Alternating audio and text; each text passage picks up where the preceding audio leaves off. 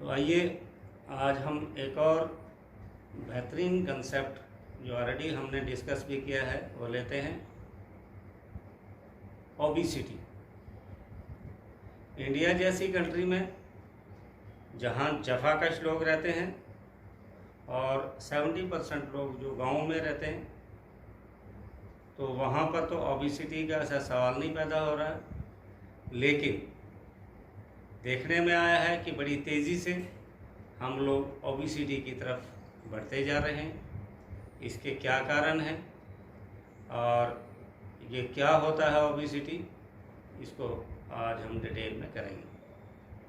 सबसे पहले ओबीस किसको कहते हैं?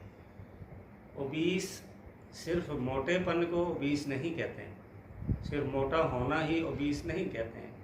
हम आगे जाके पढ़ेंगे बीएमआई, जिसका बीएमआई बॉडी मास इंडेक्स 30 से अबव हो, उसको हम कहते हैं कि इसमें ओबेसिटी हो गया। बेसिकली जब बॉडी के वेट और कद इनकी एक रेशो होती है,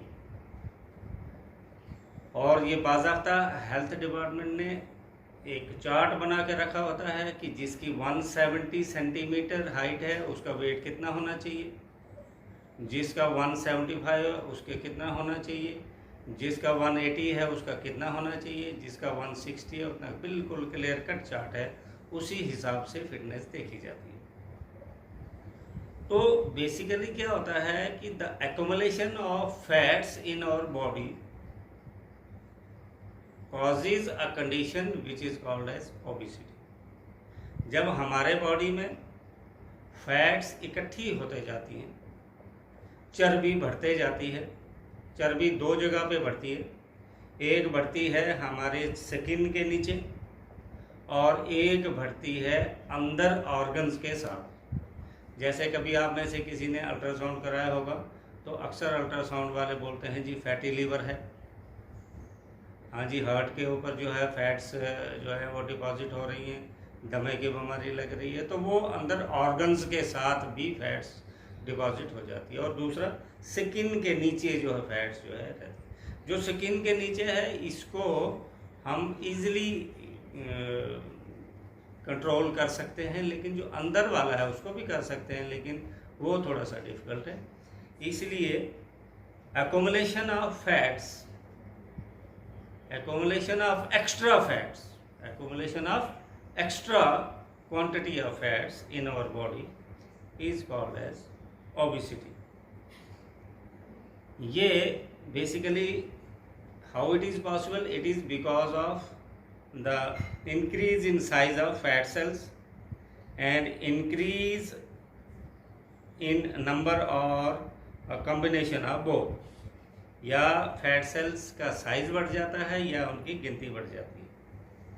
ओबेसिटी जो है बोथ मेल एंड फीमेल में किसी में भी हो सकती है। It is common in developed countries. Obesity is complex disorder involving an excessive amount of body fats. Obesity isn't just a cosmetic concern, it increases our risk of diseases and health problems such as। अब ये मैंने disease नहीं बोला, obesity is not a disease. Obesity बीमारी की एक हालात तैयार कर देती है, ऐसा एनवायरनमेंट क्रिएट कर देती है कि बहुत सी बीमारियां हमें लगने का 101% चांस हो जाते हैं। और आप अगर टीवी देखते हैं रेगुलरली और न्यूज़ देखते हैं तो अभी लेटेस्ट रिजल्ट ये हुई है कि 90% जो कोरोना से डेथ्स हुई हैं वो उन्हीं केसेस में ज़्यादा हुई हैं जिनमें ओबेसिटी थी। जो लोग ऑलरेडी ओबेसिटी से सफ़र कर रहे थे उनको ज़्यादा अटैक हुआ कोरोना से। तो वक्त है कि हम अपने आप को संभाल लें, क्योंकि हम जैसे जैसे डेवलप होते जा रहे हैं हम जंक फूड और फास्ट फूड की तरफ बढ़ते जा रहे हैं। और गवर्नमेंट प्लान कर रही है कि जंक फूड पे बैन लगाया जाए। हम हर वक्त मॉर्निंग असेंबली में ज़रूर हफ्ते में 2 या 3 बार बोलते थे कि अवॉइड करो ये जंक फूड जो आप खाते हैं, लेकिन बच्चे हैं कि वो मानते ही नहीं हैं। बच्चों की अपनी सोच होती है, वो कहते हैं नहीं जी ये बड़े जो हैं अपने समय में खूब राज मारा हुआ है और आज हमें खाने नहीं देते हैं। तो आज आप देख रहे हैं कि ये जंक फूड, चाहे वो चाइनीज़ फूड हो, चाहे वो इंडियन हो, चाहे यूरोपियन हो, तो इन्हीं के कारण जो है एक्स्ट्रा कैलोरीज हमारे बॉडी में आ रही हैं।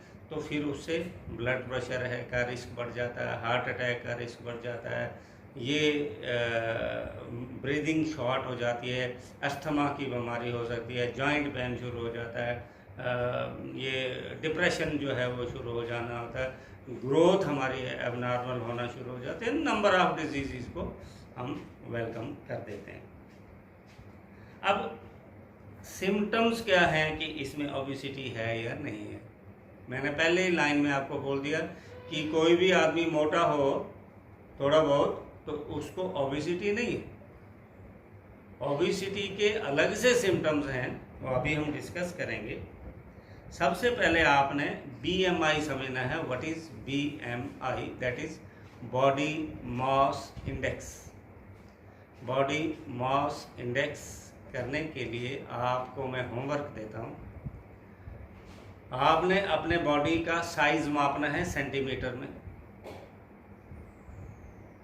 अगर मीटर में भी मापते हैं तो उसको सेंटीमीटर में कन्वर्ट करना है और अपना वेट किलोग्राम में लेना है। ठीक है, फर्ज कीजिए कि आपका वेट जो है 50 kg आता है और आपके बॉडी का जो साइज है वो 170 सेंटीमीटर।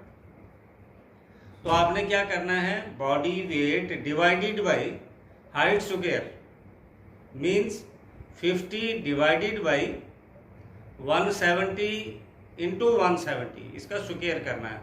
लेकिन हाइट मीटर में पहले हो और उसको सेंटीमीटर में कन्वर्ट करना है और वेट जो है किलोग्राम में होना चाहिए। दोबारा सुन लो, BMI क्या हुआ? Body mass index. बहुत सिंपल है ये। इसका फार्मूला है weight of our body divided by height square. Weight of our body divided by height whole square. सिर्फ हाइट का स्क्वायर, वेट का स्क्वायर नहीं करना है। अगर किसी का वेट 100 kg है, हाइट उसकी 165 है, तो आ जाएगा 100 डिवाइडेड बाई 165 इंटू 165, पॉइंट ख़त्म करके इसके पॉइंट जो मैथमेटिकली आप करेंगे। अब देखना है ये वैल्यू कितनी है। अगर ये वैल्यू 18.5 से नीचे आती है, अच्छी तरह सुन लीजिएगा, अगर ये वैल्यू 18.5 से नीचे आती है तो आप अंडरवेट हैं, आपका वेट बढ़ाने की ज़रूरत है।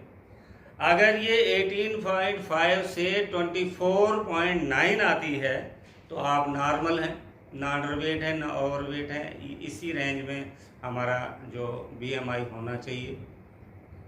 अगर 25 से 29.9 आता है, फिर सुन लें, अगर 25 से 29.9 BMI आता है तो ओवरवेट है, मतलब वेट हमारा ज़्यादा, अभी भी ओबेसिटी नहीं है। और अगर 30 से 34.9 आता है तो ओबेसिटी क्लास 1 की है, मतलब पहली स्टेज की ओबेसिटी। अगर 35 से भी ऊपर आता है, 35 से 39.9 आता है तो ये ओबेसिटी क्लास 2, दूसरे कैटेगरी, मतलब थोड़ा सीरियस होगी। और अगर 40 एंड हायर आता है तो 101% क्लियर है कि एक्सट्रीम ओबेसिटी है। ईश्वर के दया से और खुदा के फजल से अभी हमारे एरिया में इस टाइप का कोई भी केस दिखता नहीं है, लेकिन जिस तरह से हमारे नौजवान बच्चे ये जंक फूड्स के पीछे पड़ रहे हैं, एक्सरसाइजेज नहीं कर रहे हैं, आज जगह जगह पर रोड जो है लिंक रोड बन गए, हम एक कदम भी पैदल नहीं चलते हैं, पसीने को तो हम निकलने ही नहीं देते हैं।